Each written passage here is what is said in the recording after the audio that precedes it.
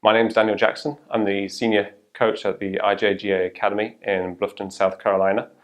I've been coaching for just over 17 years now, and I've been within the game for about 27 years. And one of the big things that drew me to coaching was the desire to help junior golfers. I saw an opportunity to make a bigger difference in a lot of people's lives and to really make it a very positive environment for them to be in, and so they can develop to the best player that they could possibly be.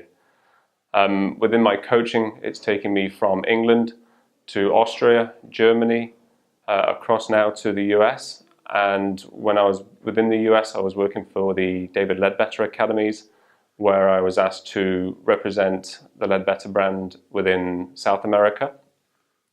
And that's what brought me to the IJGA. It was really the desire to create the best academy, the best program that we can possibly do, all with the intention of making junior golfers as good as they possibly can. One of the biggest things that I see within great junior development is the development of the coaches. Coaches need to be very proactive in improving their own skills and have an open mind to learn and to better themselves so that they can help their junior players a lot better. From my perspective, what I continue to do is I always look into the latest research, what's being proven, what's being disproved. I do this through a master's program that I'm currently studying at Birmingham University in England, and it's really starting to improve myself and also improve the program that we're developing here at the IJGA.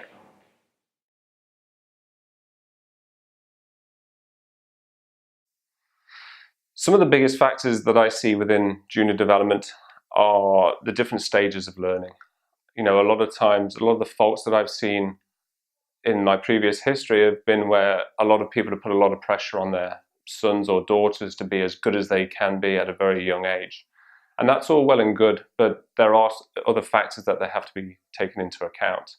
At a young age, everyone talks about being a multi-sport athlete, and it is critical to become the best player that you can be, to play different sports. A lot of the things that you do within different sports can be transferred over to golf or transferred to a different sport. So at a younger age, between the ages of 8 and 12, it's really about experimenting with different sports, playing them.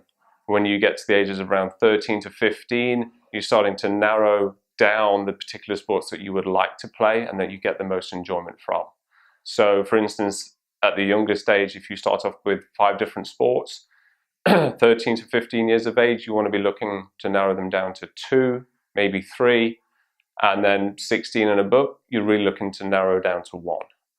One that you get the most enjoyment from. You love playing, you play it on your own back, you really want to do it yourself and not through any other person.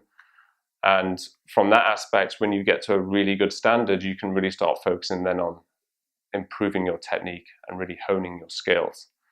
And at the academy here, what we really try and focus on is allowing each stage of that to happen with individual students. We don't hit the really young students with lots and lots and lots of technique, which invariably causes burnout in an athlete. What we try and do is we try and make it a little bit more relaxed for them, a lot more enjoyable, so that they're learning some cognitive skills and motor skills and trying to improve their awareness of where their body is whichever sport that they're playing, if it's basketball or tennis, or if they're having fun in the gym with different exercises. And when it comes to golf, it's always going to benefit them a lot more. As they get older, that's when we start working a little bit more on the technicalities, and that's where we really try to hone their skills, and we can really take them then to the next level. So within the program here that we've developed, we really look at technical competence and trying to slowly get them to understand that in order to play as well as what they want, they need to be technically sound and within a certain margin for error. It's not regimented, it's not really, really strict, especially at that younger age. When they get to collegiate level, looking to compete at the highest amateur levels, then we get even more in depth with their technique. Okay, so as well with the junior development and the coach development, you know, for myself, everything that I've done in my past has always been improving my knowledge and my approach to dealing with players, all different levels, different standards. And through working through my Leadbetter certification, working through my Swing Catalyst certification to the level 2, understanding the TrackMan, the level 2 that I've done that, and the TPI, everything that I've looked into in the past has always been to advance myself, advance who I work with. And that's what really drives me. And that's what I love about junior golf and junior development, is that you can take somebody that is, it can be very raw, and through the knowledge that you've gained, you can really affect their life in such a way that puts a smile on their face every day, and it can really help to keep them within the game for many years to come. So that's what drives me personally. And also working with the other coaches here at the IJGA, you know, going through the coaching program that was devised specifically to make this program the best in the world, working with them on a daily basis, talking through the technicalities, talking through the equipment that we use here, talking with different approaches, filming ourselves, looking at how we can improve things to the best of our ability, and to continue to stay one step ahead of everybody else. You know, we are continually developing and moving everything forward. We're not standing on our laurels. We're not waiting for things to happen. We are proactively always doing something.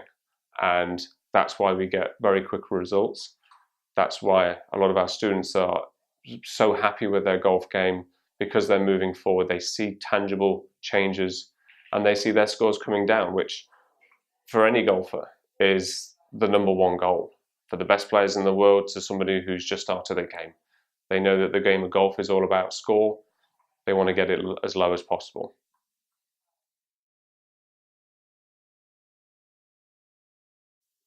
Okay, some of the biggest mistakes, the most common flaws I see in junior golf. Let's start with the equipment. A lot of the times we find that our juniors who come into the academy, or who I've worked with in the past, their equipment is poorly fitted, and it causes a lot of issues with them from a technical standpoint. With the younger juniors, you know, a lot of people want to do the right thing. They want to get them in the best equipment, so they'll go for the bigger brand names. And sometimes those clubs aren't really suitable for the younger generation. So juniors who are 8 years of age, 10 up to 12, you know, getting them into a ladies set of clubs, for example, is still quite heavy for them. The shafts are a lot longer, the shafts are thicker, which means the grip's a lot thicker.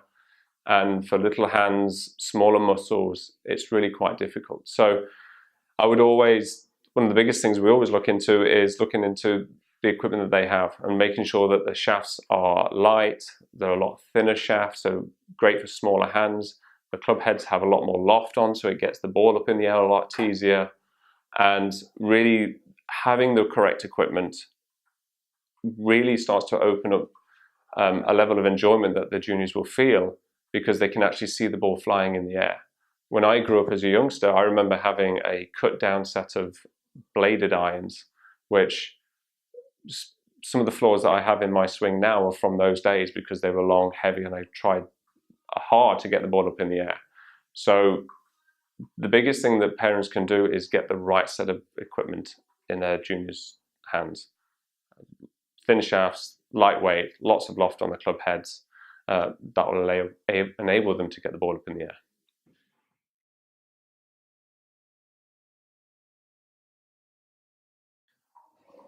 One of the things that makes IJGA such a world-class destination is the program that we have developed, created.